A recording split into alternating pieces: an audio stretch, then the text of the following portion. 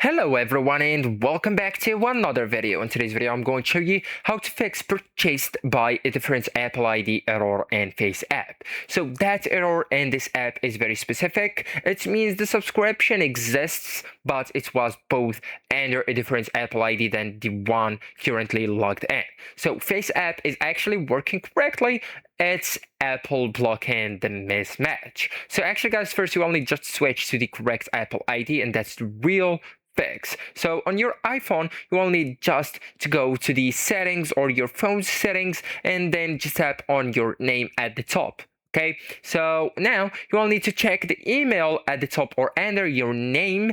And you must sign in with the same Apple ID used to buy FaceApp Pro. And here where you can make sure. So if you have multiple Apple IDs, just try the others. Also guys, you will need to check which Apple ID made the purchase. And to do that, you will need just to stay right here and then just scroll and go with the media and purchases option. It's right here down below. So just go ahead, tap it, and then go with view account.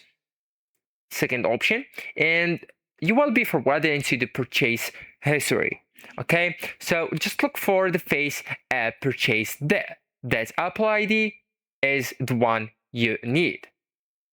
Also guys, you will need to sign out and sign into the correct Apple ID, and to do that you will need to go back here and then just scroll all the way down till you can see the sign out. It's the last option right here.